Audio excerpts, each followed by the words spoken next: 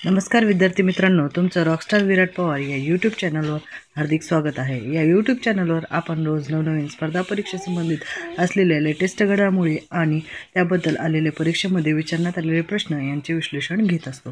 तर या व्हिडिओमध्ये आपण पाहणार आहोत की मराठी शाळा ज्या 1300 शाळा बंद झालेल्या आहेत याबद्दल तावडे यांनी आपले काय मत प्रकट केलेले आहे याबद्दल आपण माहिती घेणार आहोत। मराठी भाषेच्या वापरासाठी आग्रह जरूर असला पाहिजे, मात्र मराठी भाषेच्या वापराची सक्ती करता येणार नाही। त्यामुळे आग्रह करून मराठीचा वापर वाढवण्यावर राज्य शासनाचा भर राहणार असल्याचे सांस्कृतिक मंत्री विनोद तावडे यांनी शुक्रवारी पत्रकारांशी बोलताना सांगितले। माहिती तंत्रज्ञान, सरकारी कार्यालय आणि विज्ञानविषयक संशोधन या क्षेत्रातील मराठी भाषेच्या वापराची सद्यस्थिती या विषयावर राज्य शासनाने श्वेतपत्रिका प्रकाशित करावी अशी मागणी बडोदा येथे सुरू असलेल्या साहित्य संमेलनाच्या खुल्या अधिवेशनात करण्यात येणार आहे। त्या संदर्भात तावडे यांना विचारले असता त्यांनी ही भूमिका स्पष्ट केली। भाषेच्या अभिजात गरजेचा मुद्दा हा केंद्र सरकारच्या अखत्यारीत असून त्या संदर्भात लवकरच निर्णय होईल असेही त्यांनी स्पष्ट केले। साहित्य संमेलनासाठी राज्य शासनाने किमान 1 कोटी रुपयांचे अर्थसहाय्य करावे आणि या रकमेची अर्थसंकल्पात तरतूद करावी अशी मागणी साहित्य मंडळाचे अध्यक्ष श्रीपाद जोशी यांनी वारंवार केली होती।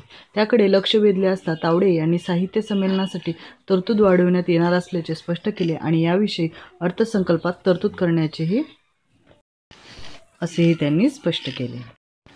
सध्या गाजत असलेला मेन कळीचा मुद्दा म्हणजे शिक्षक भरती होय।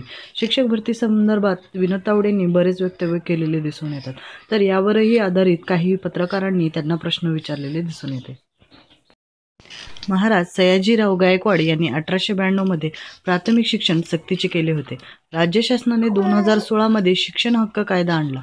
तावडे यांच्याच भाषणातील विधानाचा आधार घेत राज्यातील 1300 मराठी शाळा बंद आहेत याकडे पत्रकारांनी लक्ष वेधले।